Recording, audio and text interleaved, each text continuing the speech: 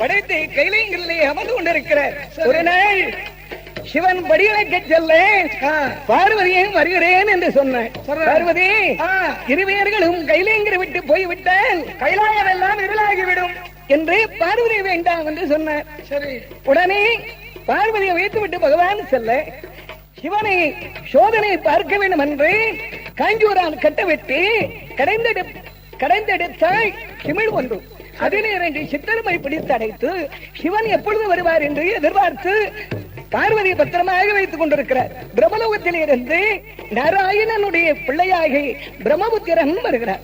பிரம்மனை கண்டவுடனே பார்வதி எழுந்தரித்த பிரம்மதேவருக்கும் சிரசி 5, பகவானுக்கும் சிரசி 5. அம்மா, நான் பிரம்மதேவன் என்று சொன்ன பிரம்மன் வந்து செய்தியெல்லாம் கேட்டு பிரம்மனை அனுப்பிவிட்டார். பகவான் வருகிறார். கண்ட போது பகவானை கண்ட போது அம்மை பார்வதியா அடிபணிந்து நமஸ்தே அடிபணிந்து நமஸ்காரித்தே நமஸ்காரித்தே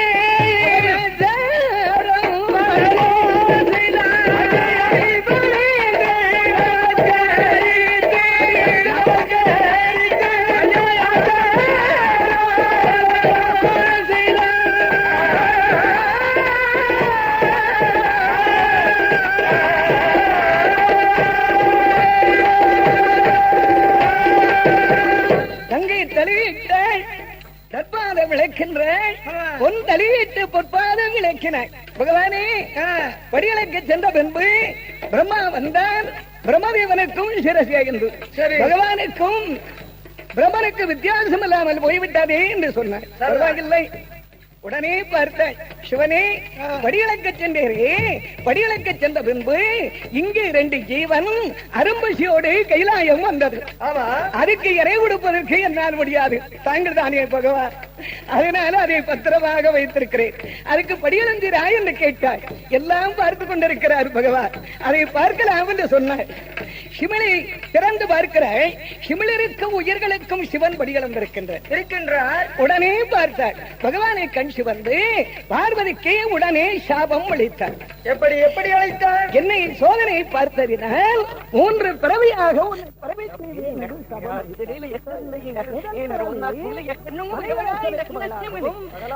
இரண்டாவது தட்சனுக்கு மகளாகவும், 3வது பிறவி பூலோகத்திலே ஆதிபராசக்தி மகிட சங்காரம், மகிடனை அதம் செய்வதற்கு ஆதிபராசக்தியாக பிறவி செய்வேன் என்று சாபம் அளித்தார். பார்வதி உடனே கேட்டாள், எனக்கு மடியில் வைத்து விளையாட மணி குழந்தை வேணும், கையில் வைத்து விளையாட கண்மணி வேணும்,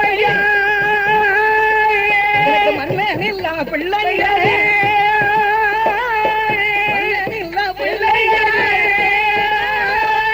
இப்ப மாணிக்கத்தில் வேணும்.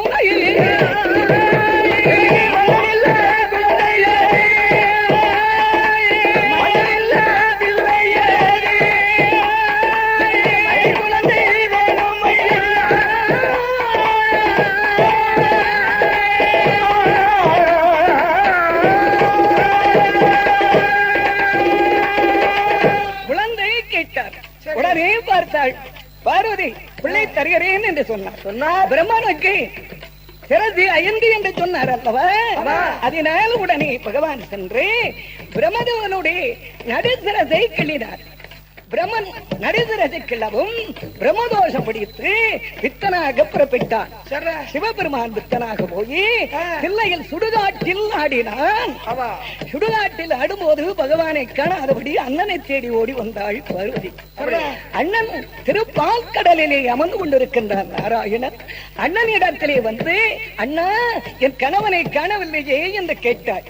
தங்கை அழைத்துக் கொண்டு வந்தால் வித்தன் பேயன் சுடுகாட்டை கட்டி ஆடிக்கொண்டிருக்கிறான். சுடுகளத்திலே பகவான் ஆடும்போது அதோ ஆடிக்கொண்டிருக்கின்றானே உன் கணவன் சிவபெருமான் என்று சொன்னார். ஓடோடி சென்றாள். பார்வதியும் ஆடினாள், நாராயணனும் ஆடினார். மூவியர்களும் ஆடும்போது மூவியர்களுக்கும் 3 குழந்தையாக சிவபெருமான் பிரவேசிக்கிறார். பிரம்மதோஷன் என்கிறது சிவன் சுடுகாட்டிலே ஒரு குழந்தையாக அவதரிக்கின்றார். பார்வதி ஒரு பிள்ளையாக பிறந்தார். நாராயணன் ஒரு குழந்தையாக பிறந்தார். 3 பேருக்கும் சுயரூபம் கிடைந்தது. கிடைத்த உடனே பார்வதி குழந்தை கேட்டாய் அல்லவா, இதோ 3 குழந்தை என்று சொன்னார். உடனே பார்த்தார், பகவானே குழந்தைக்கு பேர் கொடுக்க வேண்டாமா என்று கேட்டார். உடனே பேர் கொடுக்கிறார். இல்லையில் சுடுகாட்டில் பிறந்ததினால் சுடலை மாடசுவாமி, சுடலை ஆண்டவன், சுடலை ஆடி என்று பெயர் கொடுத்தார். உண்டமாக இருந்ததினால் மூர்க்கமுள்ள சுடலை உண்ட சுவாமி, பேச்சு அம்மாள் என்று பெயர் கொடுத்து கையிலங்கிற வேண்டிய வரங்களை கொடுத்து வரப்பிரசாதத்தை பெற்றுக் கொண்டு பூலோகம் வருகிறாள். பூலோகம் எங்கே ஏகி வருகிறார் என்றால் கைலாய தனைகளே மலைகளே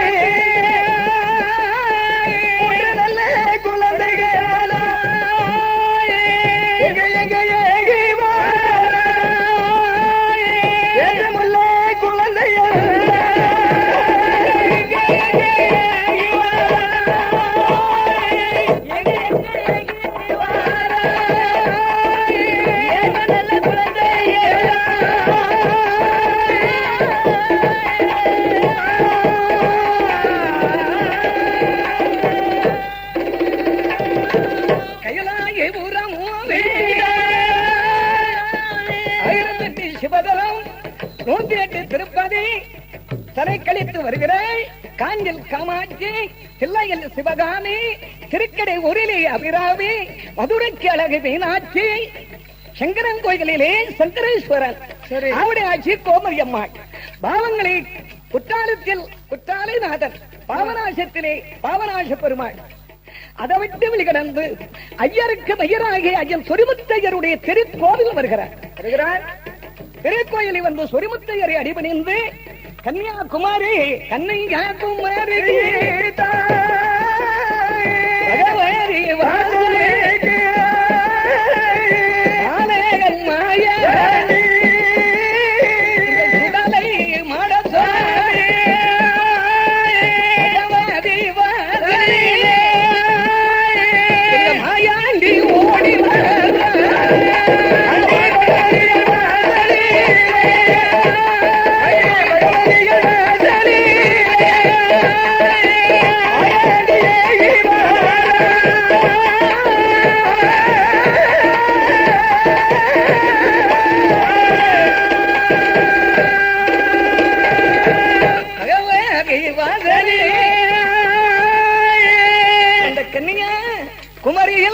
கன்னியனுடைய திருக்கோயில் வரும்போது கன்னி பகவதி தேவியானவள் முன்னொரு காலத்தில் பாலாசுரன் என்ற ஒரு அசுரனை அதம் செய்ய வேண்டும் என்று கன்னியாகுமரியிலே வந்து பாலாசுரனை அதம் செய்து அவள் கன்னியாக அமர்ந்து கொண்டிருக்கின்றாள். அவள் கன்னியாக இருக்கும் இடம் கன்னியாகுமரி என்ற நாமத்தை கொடுத்தார். தம்பிமார்கள், போத்திமார்கள், தானத்தார்கள், தனத்தார்கள், பட்டமார்கள் ஒன்றாக சேர்ந்து அம்மாளுக்கு உள்ள அழகான திருப்பணி அமைத்து 10 நாள் திருவிழா நடத்தினார். 10வது நாளையில் அம்மாவை தேரிலே வைத்து ஊர்வலம் வந்து அம்மாவை கொலுவில் வைத்து விட்டார்கள். எல்லோரும் போய் விட்டார்கள். நம்பிமார்கள், போத்திமார்கள் எல்லாரும் போன உடனே குழந்தை வாயாண்டி நிற்கின்றார். எல்லாரும் போன உடனே அவனை யாருமே பார்க்கவில்லை, அம்மாவும் பார்க்கவில்லை. கதவை தாழ் போட்டு விட்டு போய்விட்டார்கள். அடைத்திருக்கக்கூடிய அடகதவையை தட்டுகிறான். எப்படி தட்ட போகிறானா அடைத்து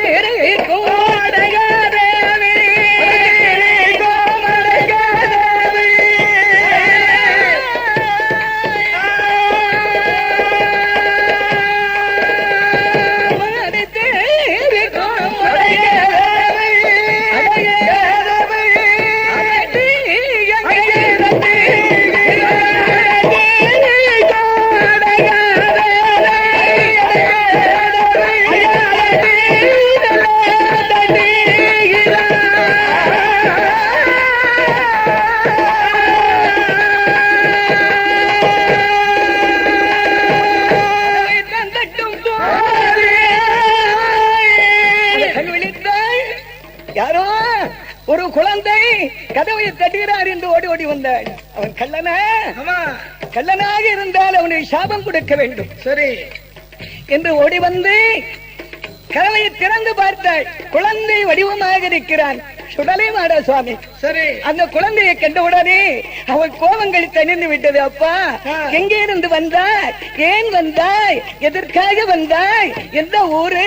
உங்க அம்மா யார், அப்பா யார் என்று கேட்டாள். அம்மா, நான் கைலாயத்தில் பிறந்த கனக வரம் பெற்று அவனை பூலோக ராஜ்யத்துக்கு பேசும் தெய்வமாக வந்திருக்கிறேன் சுடலை மாட சுவாமி என்றார். சரி, பரவாயில்லை மகனே, நான் இங்கே கன்னியாக இருக்கிறேன், உனக்கு ஒரு குழந்தை இல்லை என்றிருந்து நீ வந்து விட்டாய் அல்லவா என்று சந்தோஷம் யார்காலே பகவதியா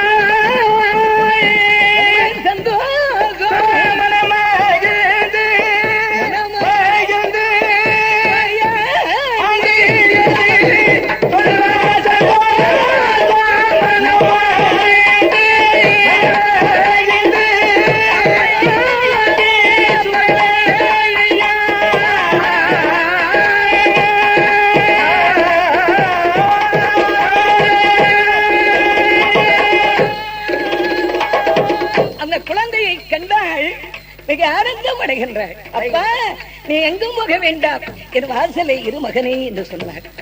என் வாசலிலே உனக்கு நான் நிலையம் தருகிறேன், 7 நிலையம் தருகிறேன் என்று சொன்னார்.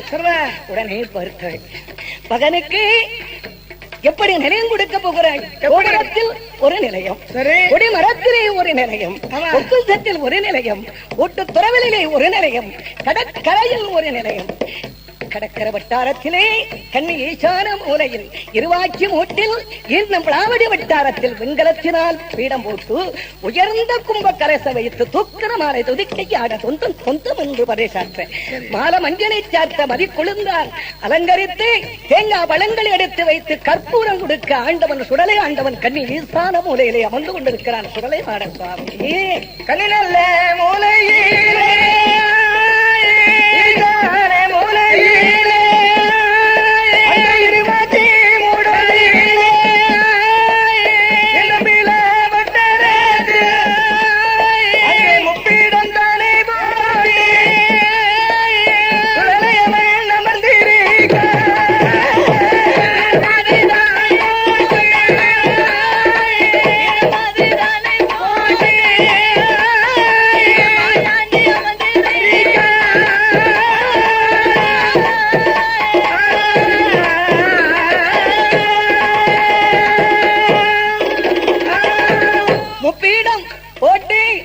பகவதியினுடைய திருக்கோயிலே அமர்ந்து கொண்டிருக்கிறார். 12 வருட காலம் சுடலை ஆண்டவன் அமர்ந்திருக்கக்கூடிய நாளையில் சுடலை ஆண்டவன் கண்ணியனுடைய திருக்கோயில் அமர்ந்து கொண்டிருக்கிறான். பட்டமார்கள் பூஜை பண்ணி கொண்டு வருகிறான். இப்படி இருக்கக்கூடிய நாளையில் மலையாளம் என்று சொல்லுவான். அந்த மலையாளத்திலே ஆண்டு கொண்டு வருகிறான் புனல் ஊரு நந்தன் புனலூரிலே ஆண்டு கொண்டு வருகிறான் காளிப்பெருமுறையன். அந்த காளிப்பெருமுறையன் மாந்திரத்திலே பெரியவன், மாரணத்தில் பெரியவன். இப்படி ஆண்டு கொண்டு வரக்கூடிய மாந்திரவாதிக்கு ஒரு குழந்தை இல்லை. அவனுடைய மனைவியானவள் பிள்ளையில்லாதபடி சொல்லியும் பிள்ளையில்லாதபடி ஒரு நாள் ஆற்றிலே சென்ற பெண்கள் குளித்துக் கொண்டிருந்தாள். அக்கா, அவ்வையார் விரதம் இருக்க வேண்டும், யாருடைய வீட்டிலே விரதம் இருக்கலாம் என்று பார்த்து அங்கே நிற்கின்ற பெருமுலட்சி, அக்கா, என்னுடைய கணவர் மலைவிளை போயிருக்கிறார், நம்ம வீட்டிலே அவ்வையார் விரதம் இருக்கலாம் என்று சொன்னார். சரி, பெருமுலட்சி வீட்டிலே அவை விரதம் இருந்தாள். 5வது வாரத்திலே அவை விரதம் முடிப்பதற்காக மாவால் அவையனுடைய உருவங்களை செய்தாள். மாப்பிள்ளை மஞ்சப்பிள்ளையை பிடித்து 2 பின்னங்களை வைத்து விரதம் இருந்து விட்டு ஆட்சிமார்கள் எல்லாம் காலையில போய்விட்டு ஆச்சு. அக்கா, காலையிலே சூரிய உரிய ஆவதுக்கு முன்னால், அக்கா, இந்த குழந்தையை கொண்டு இந்த மாப்பிள்ளையும் மஞ்சப்பிள்ளையும் கங்கையிலே கரைத்து விடு என்று சொல்லிவிட்டு போய்விட்டார். இந்த உரையனுடைய மனைவியாக பெருமுலட்சி அப்படி நித்ரா ஜோதி வந்து முகத்தில் உறைந்த உடனே சேஷாதேவி உறைந்தாள், தொங்கிவிட்டாள். பெண்மணிமார்கள் எல்லாம் உடனே பார்த்தாள், இழந்தெடுத்து பார்த்தாள். இந்த மாப்பிள்ளையும் மஞ்சப்பிள்ளையும் கொண்டு கங்கையிலே கரைத்தால் தோஷ நேரம் என்று அதை 2ஐயும் சேர்த்து பிசைந்து சாப்பிட்டாள். சாப்பிட்டாள் பாருங்க. அவளை வயிற்றிலே ஒரு குழந்தை உருவாகி 10 மாதம் திங்களாகி ஒரு பெண் குழந்தையை பெற்றாள். அதுதான் மாவு சக்கி என்று அந்த பெண்ணுக்கு பேரு கொடுத்தார். மாவு சக்கி பெண் கொடுத்தார்.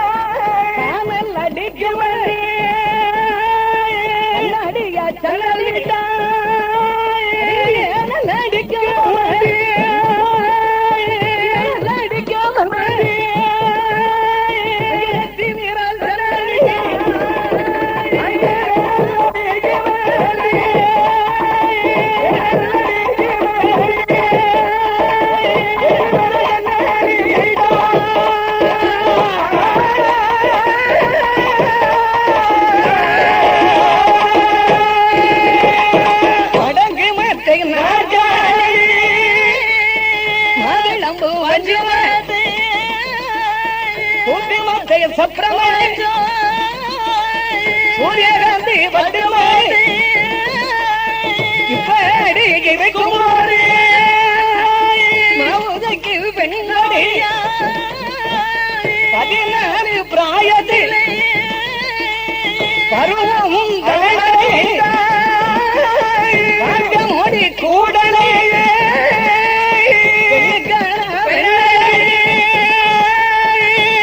உண்மையில்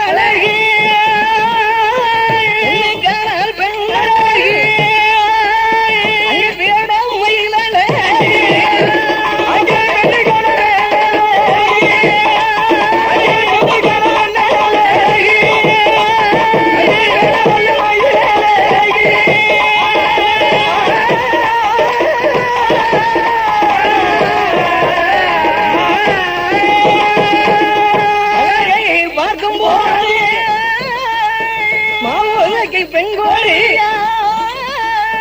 அவள் அழகே பார்க்கும்போது எப்படி இருக்கின்ற பெண்ணுடைய அழகை பார்க்கக்கூடிய நேரத்திலே 1000 நாவை படைத்து ஆதிசேடன் அறை சொல்ல முடியாத அழகாக இருக்கின்ற எப்படி இருக்கின்ற அழகே அள்ளி தெளித்தாரே 5 தேவரே கோரி தெளித்தாரே கோடி லட்சம் தேவர்களே பொழுதை சரிகிட உன்வண்டுக்கு ஒப்பிட 3 பேரை செய்யலிலே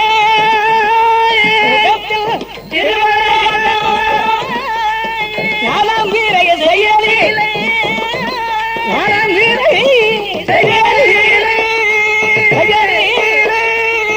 அதில் உள்ள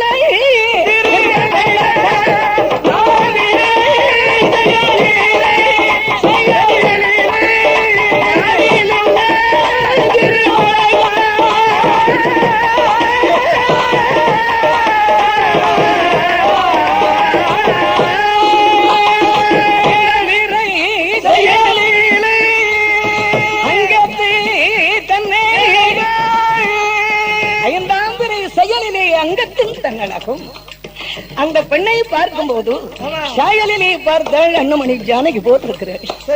பக்கத்திலே பார்க்கும் போது உமா பார்வதி போல் இருக்கிறாள். தூரத்திலே பார்த்தாள் திரௌபதி போல இருக்கின்றாள். அதுவும் அல்லாதபடி எப்படி இருக்கின்றாள்? எப்படி அவளை பார்க்கும் போது அந்த பெண்ணனுடைய அழகை பார்த்தால் ஒன்றான் பிறகு அளித்த நெற்றி. சரி எப்படி இருக்கின்ற எப்படி ஒன்றான் விரை அளித்த நெற்றியும் இந்திரனுடைய வெள்ளையும் மன்மதன் வெள்ளை பளித்த பெறுவதால் குமுதம் பூவோல் அவளுடைய நாட்சியும் வள்ளி கொடிதளித்த கண்ணனாம் முல்லை அரும்பு போல் ஆணி முத்துக்கள் போல் அவளுடைய பல்வரிசையும் கிளிமொழியாய் சொல்லும் அன்று கிழித்த கமலமாலை போல் கண்ணினுடைய கழுத்தும் உய்யாரமான தோளும் விசாரமான அழகும் உய்யாரமான தோளும் விசாரமான மார்பும் ஆனதை செயலில் அடிப்பெயர் அழகும் செவ்வாழை கண்டு போல சேர்ந்த தொடையழகும் கட்டில் கால் கடைந்தது போல் கனைக்கால் அழகும் ஆமை ஓடு போல் அவள் பாதமாம் 10 விரல் அழகும் பைத்தனத்து செயலில் இருக்கிறாள் 5 விரல் அழகும் அவரது செயல் இருக்கிறார் பெண்ணுக்கான மயிலழகி அழகை பார்க்கும் போது உலகம் மகிழ்ந்தானே ஊருக்கு பெண்கோடி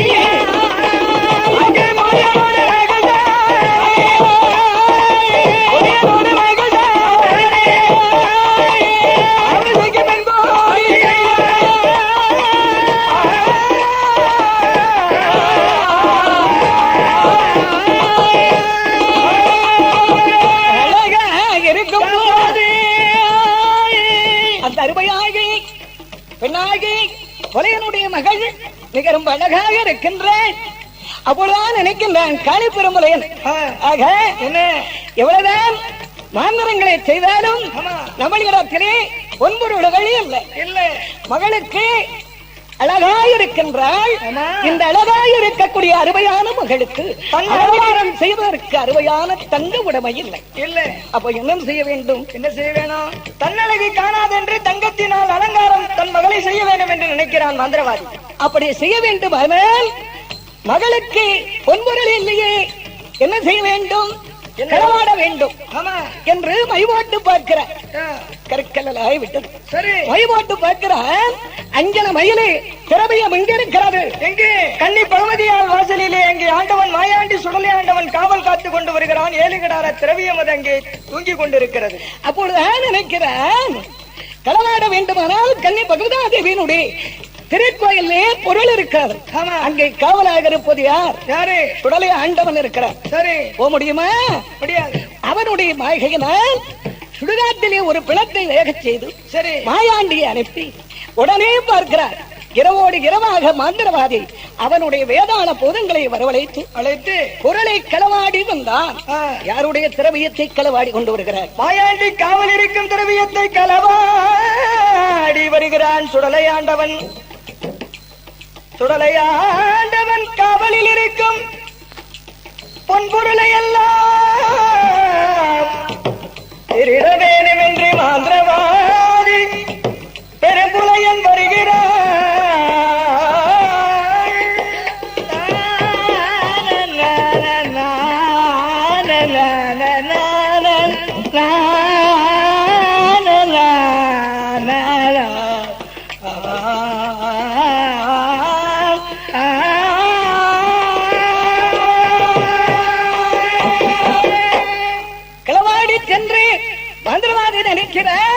பொருளை களவாடி சென்று மகளுக்கு அலங்காரம் செய்தார். எப்படி செய்தார்? எப்படி அலங்காரம் செய்தார்?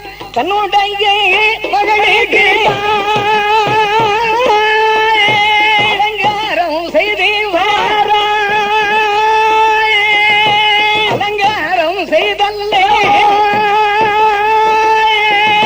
இளரங்கு மாளிகை அங்க மௌசகி அமர்ந்தேறி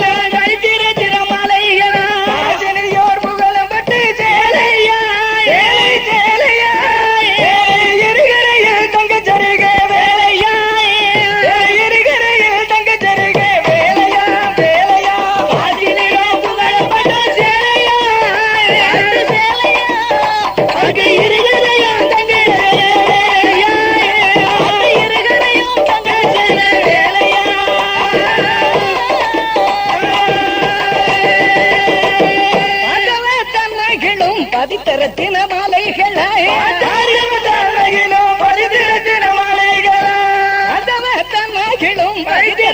மாலைகளாய் தங்க ஒட்டி தங்க ஒட்டி பதினாயிரங்கள் வேணுமா? பதினாயிரங்கள் வேணுமா?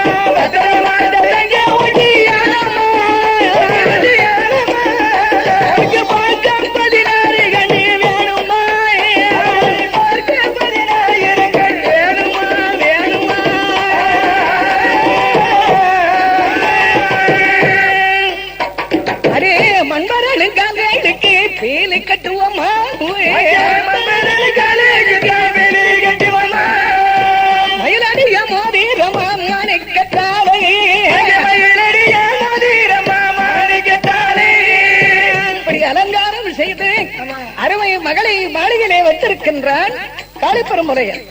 புலையனோட மகள் தான் அவசைக்கு பெண் கோடியா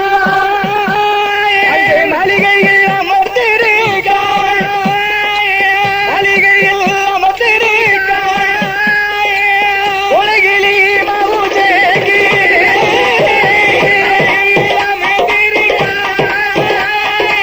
மாளிகையில் அமர்ந்திருக்காள் அவசைக்கு பெண் கோடியா.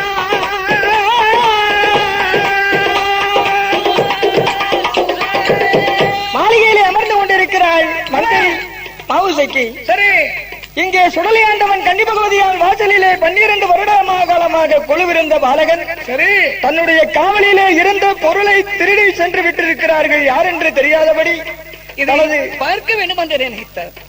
பார்க்க வேண்டும் என்று நினைக்கும் போது அம்மா இடத்திலே வந்து, அம்மா பொருளை களவாடி சென்றிருக்கிறான், யாரென்று தெரியவில்லை, அவன் களவாடி சென்றிருக்கும் உலகினை நான் பார்க்க வேண்டும் என்று சொன்னாள்.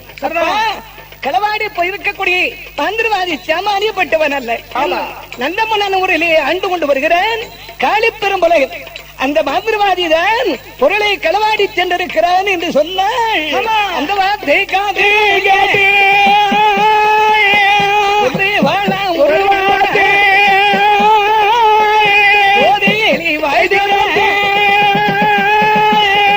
மந்திரவாதி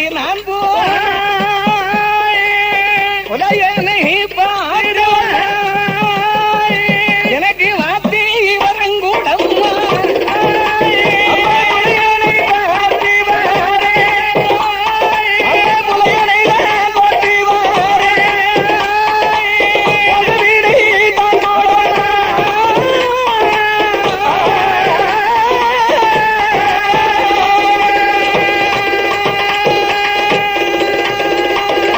அந்த மந்திரவாதி கல்வானை மந்திரவாதி பார்த்து வருகிறேன் என்று மகன் மையாண்டி கேட்டான். அப்பொழுதுதான் அப்பா எங்கு சென்றாலும் மலையாளம் போக வேண்டாம் என்று சொன்னார். ஏனம்மா மலையாளம் போக வேண்டாம் என்று சொல்லுகிறாய், மலையாளத்தின் பெருமை என்ன என்று சொன்னார். அந்த புனல் ஊரிலே ஆண்டு வரக்கூடிய மந்திரவாதியை பற்றி பெருமையாக சொன்னாள். எப்படி சொல்லுகிறாளா? ஒரே புலையாடி பெரும்புலை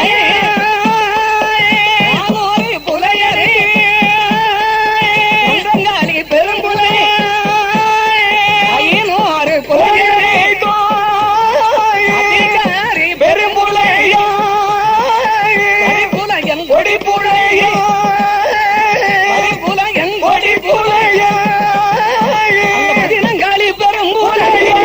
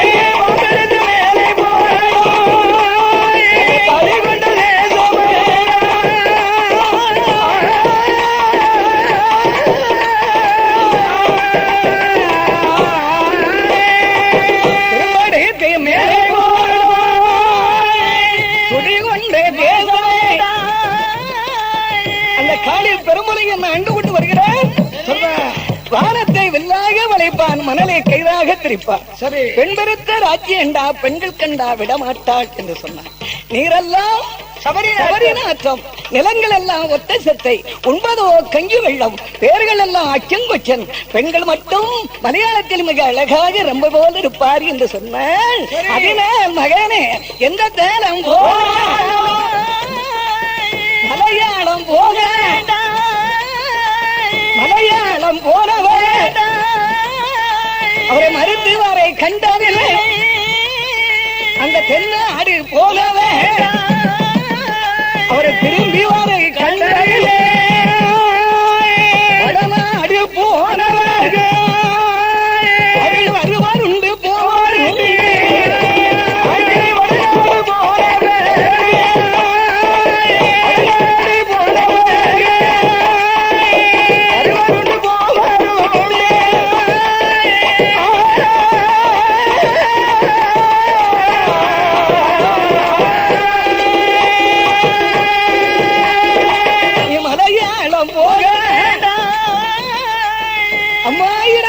சொன்னாள் மலையாளம் போகாதே என்று சொன்னாள். அம்மா மலையாளத்திலே மாந்திரவாதி ஒருவேளை மாந்திரத்திலே பெரியவனாக இருப்பார். ஆமா, சுடலை ஆண்டவன் தந்திரத்திலே பெரியவன். சரி, அவருடைய மாந்திரமும் நான் தான், அவருடைய மாரணமும் நான் தான், அவருடைய அஞ்சனமும் நான் தான், அவருடைய ஆரணமும் நான் தான்.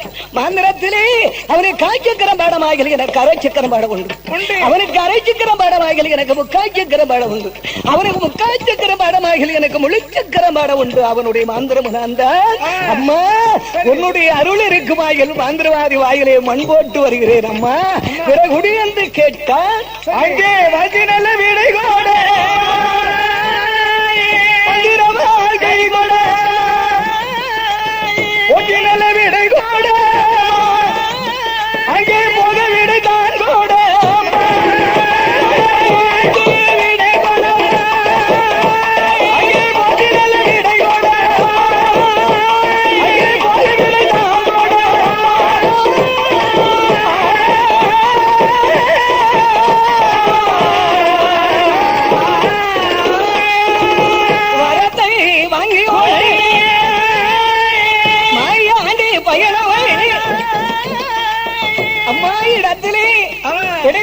வாங்கினான்.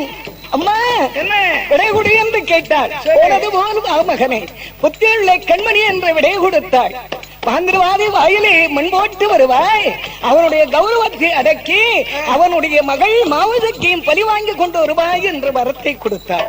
வரத்தை வாங்கினே சுடலை ஆண்டவன் வாய் வேகமா மனவேகமா என்று புறப்பட்டு வருகிறார். சுடலை மாட சுவாமி வருகிறார். எப்படி வருகிறானா? பத்தி நல்ல வரங்கள் வாங்கி தங்கிற வாழ்கை வாங்கி வீடை வாங்கி புறப்பட்டு வர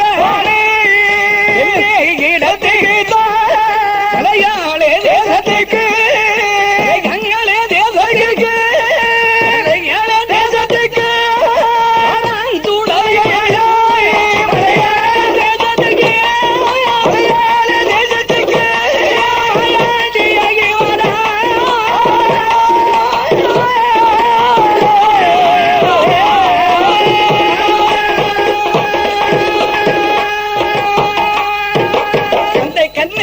குமாரிய விட்டு விட்டு குளங்கள் துறையை விட்டு தங்கள் உடனே புறப்பட்டார். புட்டார விட்டு வருகிறான். புட்டார விட்டு வரும்போது சரி சுசீந்திரன் வருகிறான். அங்கே எம்பெருமானாகி தான் பெருமான் என்று சொல்லக்கூடிய பிரம்மா விஷ்ணு உத்தராய் என்று சொல்வார். மூர்த்திகளும் சேர்ந்து அமைந்து இருக்கின்றான் சுசீந்திரத்திலே தானமாலய மூர்த்தி என்று. அவர்களை வந்து அடிதொழுது புறப்பட்டார். நாகர்கோவிலை வந்து நாகர் அம்மாளை அடிதொழுது ஏக்கமுகமாக திரும்ப புறப்பட்டார். வேட்கையை வருகிறான். திருவனந்தபுரம் சரி ஆனந்தை ஜெயனத்திலே அமர்ந்து கொண்டிருக்கின்ற ஆதிசேடன் பேரிலே பள்ளி கொண்டிருக்கிறார் நாராயணன். எம்பெருமான் திருமால் நாராயணன் அங்கே அமர்ந்து கொண்டிருக்கிறார். இங்கே திருவனந்தபுரத்திலே பத்மநாதர் வாசலிலே அங்கே அமர்ந்து கொண்டிருக்கிறார். ஆதிசேடன் பேரிலே திருமால் முடியா பிறவிக்கடலில் முழுதும் கொடுக்கும்படியார் வேதங்கள் பெற்றார். வெற்றிவேல் பெருமான் அடியார்களை கற்க வந்த அவரர் குலத்தையும் அளித்த திருமால் நமோ நாராயணன் அமர்ந்து கொண்டிருக்கின்றார் திருவனந்தபுரத்தில். அந்த நாராயணனை கண்டு நம்பிமார்கள், போத்திமார்கள், தானத்தார்கள், தனத்தார்கள், பட்டமார்கள் எல்லாம் சேர்ந்து என்பதுமாய் நாராயணனுக்கு பாலால் அபிஷேகம், பன்னீரால் அபிஷேகம், தேனால் அபிஷேகம், திருநீரால் அபிஷேகம், பஞ்சாமிர்த அபிஷேகம், பன்னீர் அபிஷேகம் செய்து கொண்டிருக்கின்ற பட்டமார்கள் எல்லாம் வணங்கி கொண்டிருக்கும் போது மாயாண்டி மாமாவை பார்த்து வணங்குகின்றான். எப்படி வணங்குகிறான்? கும்பிட்டு உணமுடன் ஏது மாமா வாசலிலே மாமா வாசலிலே எங்க மாயாண்டி நிற்கானப்பா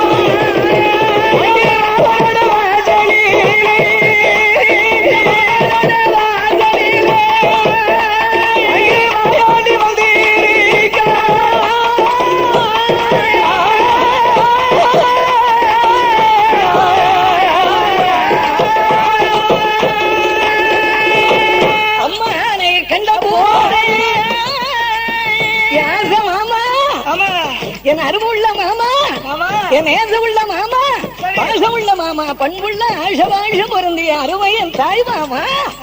அந்த மாமனுடைய வாசலை நின்று கொண்டு மருமகனை கண்டவுடனே, வாருங்கள் மருமகனே, ஏன் வந்தீர்கள்? உங்களுக்கு என்ன வேண்டும்? மாமா, என் காவலில் இருந்த பொருள் உங்கள் தங்கை கன்னி பகவதி அம்மாவுடைய திரவியத்தை களவாடி சென்று விட்டான் காளி பெருமுறையன். அவனை நான் பார்க்க போக வேண்டும் அம்மா. அதனால் மாமா எனக்கு வரங்கொடுங்கள் மாமா என்று கேட்டார். மருமகனே, உங்களுக்கு என்ன வேண்டும் கேளுங்கள், தருகிறேன் என்று சொன்னார். ஆதிசேடன் அமர்ந்து கொண்டிருக்க ஆதிசேடனை எனக்கு கொடுங்கள் என்று சொன்னார். கேட்டால் கையிலே அணிந்து கொண்டிருக்கிறாரே அந்த சீங்குழலையும் மாமா எனக்கு தர வேண்டும் என்று அதையும் வாங்கி கொண்டார். அதை மருமகன் இடத்திலே கொடுத்த உடனே அதை வாங்கிக் கொண்டு சுடலை ஆண்டவன் பலியாள வருகிறான். எப்படி வருகிறாரா? அந்த மோனல் ஊரே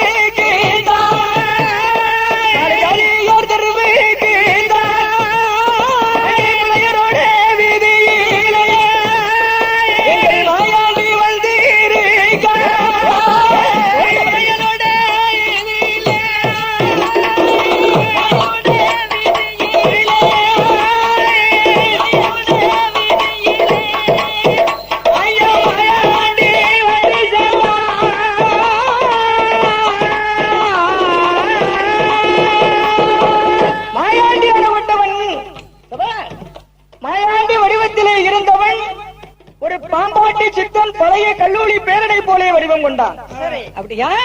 அந்த நந்தம்பூடல் ஊரதிலே 4 ஜாதியார் தெருவதிலே வந்தான். அங்கே உள்ள புலையன்மார்களும் புலச்சிமார்களும் வந்து நமது ஊருக்கு புதிதாக ஒருவர் வந்திருக்கிறார், கையிலே கூடையுடன் வந்திருக்கிறாரே, அது யார் என்று கேட்டார். ஆமா, இப்படி புலையர்களை நான் பார்க்க முடியுமா? இவர்கள் எப்படி போனால் அவர்கள் நாம் யார் என்று தெரியாது அல்லவா? உடனே பார்க்கிறேன். எப்படி? அங்கே நெடுந்தருக்கள் 1000, நெட்டத்தெரு 1000, குட்டத்தெரு 1000, குறுந்தருக்கள் 1000. 1000 தெருக்களிலே ஆண்டு வருகிறார் புலையர்கள் எல்லாம். அப்போ நான் நினைக்கிறேன், இவர்களை நான் கூப்பிட வேண்டுமானால் இங்கே ஒரு முரசு அடிச்சாதாங்க ஒரு கூட்டம் கூடும். உடனே கழுத்திலே போட்டு ஒரு முரசை அடித்து வருகிறான். முரசை அடிக்கும் போது அடிக்கும் போது உலகேறும் புலச்சி பெண்ணா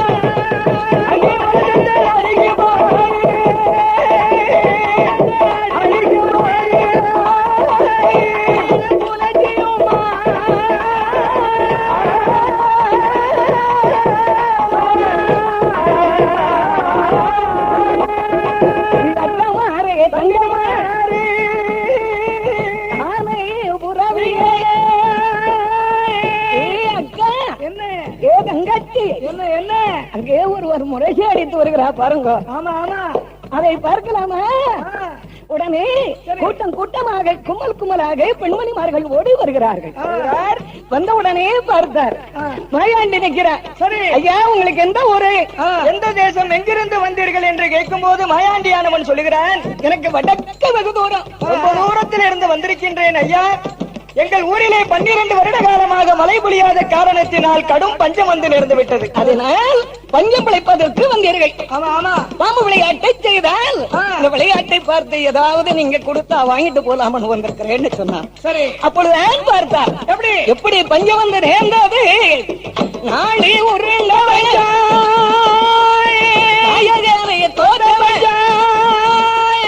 மறக்க உருண்ட மன்னரை தோற்றவன் காளி மூதல் பிரிவாரி இப்ப தவிட்டுக்கு விட்டவன்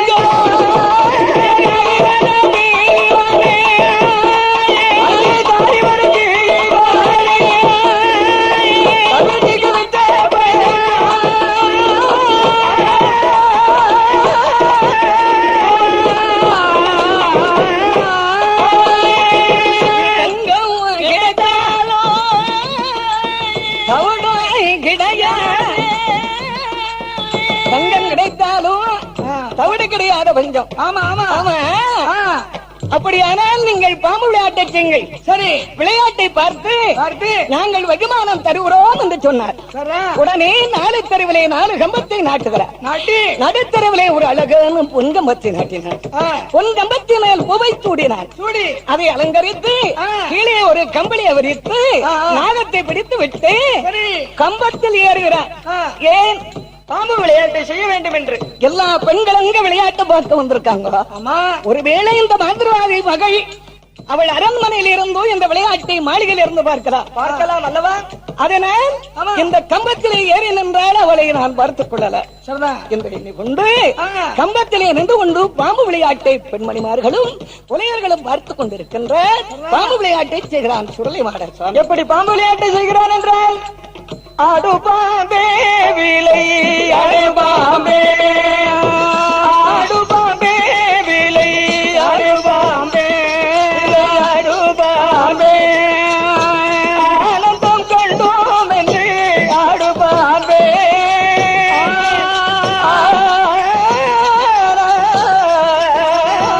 ஆடு பாம்பே விலை ஆடு பாம்பே ஆடு பாம்பே ஆனந்த கண்டனே ஆடி பாம்பே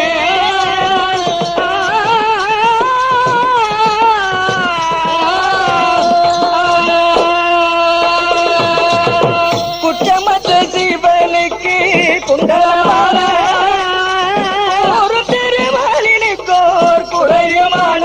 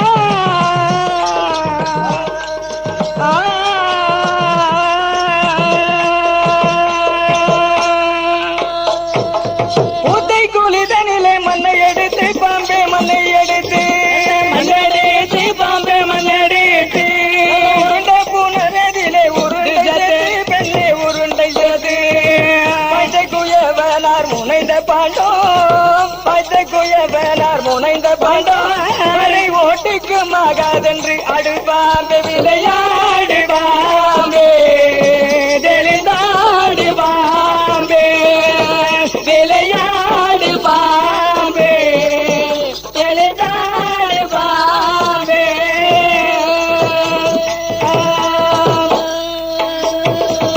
இருவர் மஞ்சேத்திட ஒரு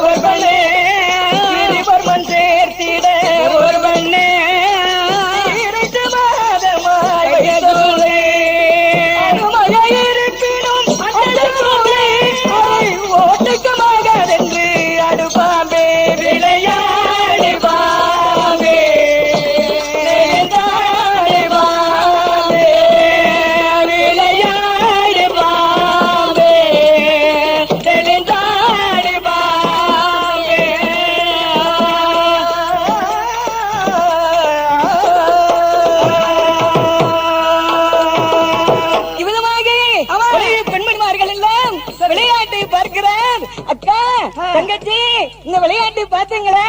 ஒரு பாம்பு விளையாட்டுக்காரன் வந்து விளையாட்டு வச்சுக்கிறானே. நம்ம ஊரிலும் பெரிய பெரிய மந்திரவாதிகள் இருக்கிறார்கள். பெரிய புலையன். சரி, இந்த அரகம் அவனை தீண்டு விட்டான், அவன் உயிர் போய்விடும் அல்லவா? அதனால் இந்த பாம்பாண்டு சித்தனுக்கு ஏதாவது வெகுமானம் தம்மானம் கொடுக்க வேண்டும் என்று நினைக்கின்றேன். உடனே பார்த்து எப்படி போட போகிறார்? கண்ணிக்கு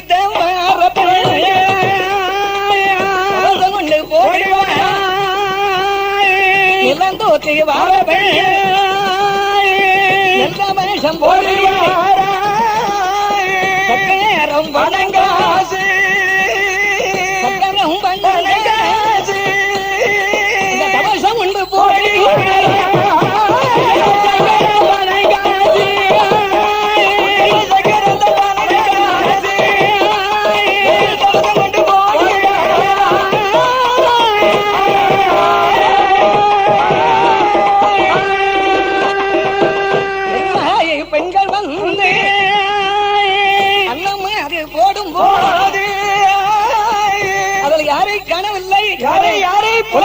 மகளை மட்டும் வர காணவில்லை. எல்லாரும் வந்து விட்டார்களே. ஆமா, புலையன் மகளைத்தானே காணவில்லை. இல்ல இல்ல, இவளை பார்க்க வேண்டும் என்று பார்க்கிறார். எப்படி? அறைக்குள்ள இருக்கும் பெண்ணை அம்பலத்தில் இழுக்க வேண்டும். ஆமா, செப்புக்குள்ள இருக்கும் பெண்ணை தெருவீதியில் இழுக்க வேண்டும். மூலையில் இருக்கும் பெண்ணை முத்தத்தில் இழுக்க வேண்டும் என்று ஒரு ஆண்டி வடிவம் கொண்டு வந்து பிச்சை எடுக்கக்கூடிய ஒரு பண்டாறு கோலம் கொண்டு வருகிறார். வீடு வீடா அண்ணன் வாங்கி கொண்டு காட்சி கடைதோறும் காட்சி வாங்கி தோசை கடைதோர்கள் எல்லாம் தோசைகளை வாங்கி கொண்டு வருகிறான். எப்படி வருகிறான்? பக்க வாழை பண்டாரை கோலம் அரித்திரங்க சொரித்திரங்க சொரித்திரங்க சொரித்திரங்க ஆண்டவராகி சுவாமி அரிச்சிரங்கும் சொரிச்சிரங்கமாக வடிவம் கொண்டு வருகிறார். அப்படி வரக்கூடிய வேளையிலே ஊருக்கு மேல்புறத்திலே ஒரு மாளிகை தெரிகிறது. உயர்ந்த ஒரு மாளிகை ஒன்று தெரிகிறது அல்லவா? அங்கே யார் இருக்கிறார்? அங்கே மாவுசைக்கு மகளாகப்பட்ட மாவுசைக்கு அங்கே 7 அரங்கு மாளிகையிலே அங்கே அமர்ந்து கொண்டிருக்கிறார். உலகனுடைய மந்திரவாதி மகள் இருக்கிறார். அரண்மனை வாசலே நின்று கொண்டு அடி அம்மா அன்னம் போடி என்று எப்படி கேட்கிறார்? அடி அன்னம் போடி அன்னம் போடி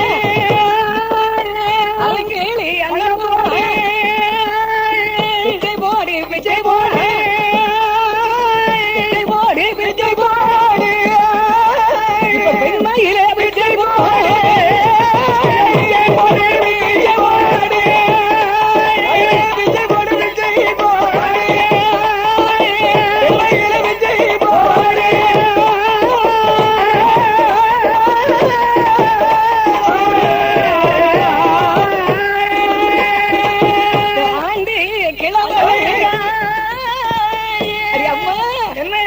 அன்னமோடி என்ற அன்னத்தை கேட்கிறார். இந்த அன்னம் என்ற சத்தம் அவள் காதிலே விழுகிறது. சரி, சற்று நேரமாகியும் யாரை காணவில்லை. அம்மா ஆலனை போலவே அங்கும் துகளாவி அரணடி பாதத்தை காணாத நான் ஒரு பாவி. தேக்கனை போலவே தேசமெல்லாம் அலைந்தும் சிவனடி பாதத்தை நான் ஒரு காணாத ஒரு பண்டாரம். அம்மா எனக்கு அன்னமோடி என்று கேட்டார். சரி, இந்த அன்னம் என்ற சத்தம் அவன் காதில் விழவில்லை. சற்று நேரம் கழித்தது. சரி, இந்த சத்தத்தை காதிலே கேட்டால் தோழி பெண் ஓடோடி வருகிறாள். அங்கே ஒரு ஆண்டி அண்ணன் கேட்கிறார் என்று வந்து பார்த்தாள். அதோ வருகிறாளே ஒரு பெண். அவள் யார்? புறையனுடைய மகளா? இல்லை, அவளுக்கு பணி செய்யக்கூடிய பணிப்பெண்ணாகிய தோழி வருகிறார். கையினால் அன்னம் வாங்க கூடாது என்று சிவன் பெற்ற மகனாகிய சுடலைவாட சுவாமி திருவோடை மெதுவாக கீழே வைத்து சிவனேனு படுத்தார். சிவனேனு படுத்திருக்கிறார். அவன் ஆவியை பிரிந்தது போலவே படுத்திருக்கிறார். வந்த பெண்ணானவள் பார்த்தார். ஆகா, இந்த ஆண்டிக்கிழவனுக்கு அன்னம் கொடுக்காவிட்டாலும் சற்று நேரத்துக்குள்ளே அவன் ஆவி பிரிந்து போய்விடுவேன் என்று ஓடோடி வந்து, அம்மா புறையன் மகளே, ஒரு பண்டார வந்திருக்கிறான். அவனை நான் பார்க்கும் போது அந்த ஆண்டவனுடைய வடிவம் தெரிகிறது. ஆகவே பண்டாரத்திற்கு நீ அன்னத்தை கொடுத்து வா என்று சொன்னார். பெண்ணே, என்னடே வார்த்தை சொல்லுகிறார்? இந்த கப்பனாகி காளி பெருமுலையில் 5 வயதிலே அறியாத பிராயத்திலே நான் பிறந்த நாள் முதலாக எங்க அப்பா எனக்கு மாளிகையை கட்டி வைத்து 7 பெண்ணை காவல் வைத்திருக்கிறார். ஆடவர் முகமே காணக்கூடாது என்றுதானே என்ன வைத்திருக்கிறான். பெண்ணை, நான் எப்படி ஒரு ஆண்டுக்கு அன்னம் கொடுப்பேன் என்று சொன்னால் என்னமா வார்த்தை சொல்லுகிறார்? பெண்ணாக பிறந்தால் உலகத்திலே பிச்சைக்குத்தான் பேர் இருக்க வேண்டும். ஆண்களாக பிறந்தால் ஈவு இரக்கம் தயவு தாட்சியோடு மனிதன் வாழ வேண்டும். அதனால் நீ பெண்ணுதானே, அந்த ஆண்டுக்கு அன்னம் கொடுத்தால் அருமை கணவன் உனக்கு கிடைப்பார். போய் வா என்று சொன்னார். கேடு வருவது தெரியாதபடி கெட்டமதி தோன்றாதபடி வருகிறாய். ஆண்டுக்கு அன்னம் கொடுப்பதற்கு அடக்கி மேடா தாங்கிறாய்.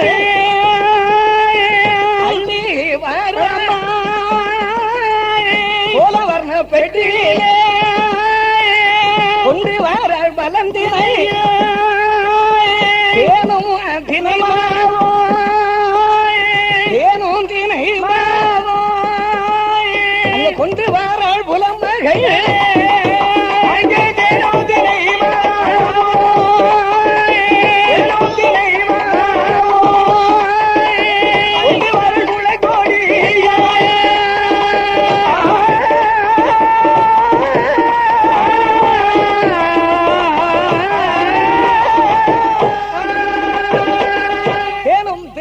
பிசைந்து கொண்டு வருகிறார். புலையன் மகளை கண்டான் சுடலை ஆண்டவன். ஆகா, இந்த பெண்ணை பார்க்கும் போது என்ன அழகாக இருக்கின்ற, என்ன அழகே, என்ன சிங்காரம், என்ன உயரமாக இருக்கிறாள் என்று ஆசைப்பட்டு அவளோடு நின்று உறவாடினார். கிழவனென்று எண்ணிக்கொண்டு போடாதடா என்ற இன்னைக்கு 8வது நாளிலே உன்னை திட்டமாக சிறை அளிப்பேன் என்று சிறையிலே தட்டி சமர்ந்து விட்டு போனார். மறியட்டான அலையில் சப்ரமஞ்ச கட்டிலே இரவோடு இரவாக அமர்ந்து கொண்டிருக்கின்ற தோழி பெண்கள் கண் விழித்துக் கொண்டிருக்கும் போது சுடலை ஆண்டவனுடைய மாளிகையினார் நித்ராஜோதி சேஷாதேவியை வரவழைத்து முகத்தில் போய் உரைய சொன்னான். சேஷ்டாதேவி உரைந்த உடனே பெண்கள் எல்லாம் தூங்குறாய். சப்ரமஞ்ச கட்டிலே புலையனுடைய மகளும் தூங்குறாள். அப்பொழுதுதான் ஒரு கனியாக வடிவம் கொண்டு கையிலே உட்கார்ந்தார். இனிமைச்சன் கனியாக வடிவம் கொண்டு கையில் உட்கார்ந்த உடனே கனி என்று கையில் எடுத்தாள். கனியை பார்த்தார். மரவழியிலே சென்று ஏராளமாக கனி கொண்டு வந்திருக்கிறார். இந்த கனியை பார்க்கும்போது என்ன அழகாக இருக்கிறது என்று அதை கண்ணோடு கண்ணாக வைத்து மாறுவிலை வைத்தாள். கனியாக இருந்தவன் மன்மதன் ரோகம் கொண்டான். இருவேர்களும் மயங்கினாள். இருவேரோட கிருபையினால் சுடலை ஆண்டவன் தொட்ட நாள் முதலாக கருவுருவாகி ஜனனமாகி காடுகளை மாதம் சென்றார். 7 மாத கர்ப்பமாக இருக்கும் போது காக்காட்சி மலையிலே காக்காட்சி மலையிலே காளி சாம்பார் விளையாடி காக்காட்சி மலையாடி காக்காட்சி மலையாடி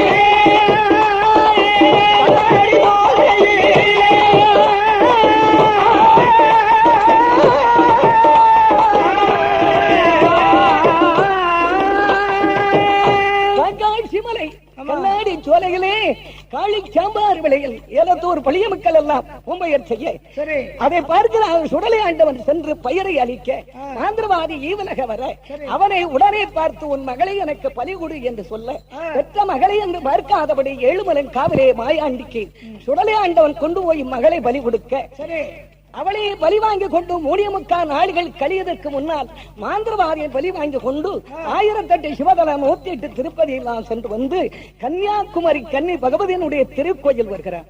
அதை விட்டு சிவலபரி 3000 கோடி வரும் கூடபதி சிவலபரியிலே வந்து சித்தாச்சான் கரையிலே வந்து மாயா ஆண்டி அமர்ந்து கொண்ட சுடலை ஆண்டவன் அமர்ந்திருக்கிறார்.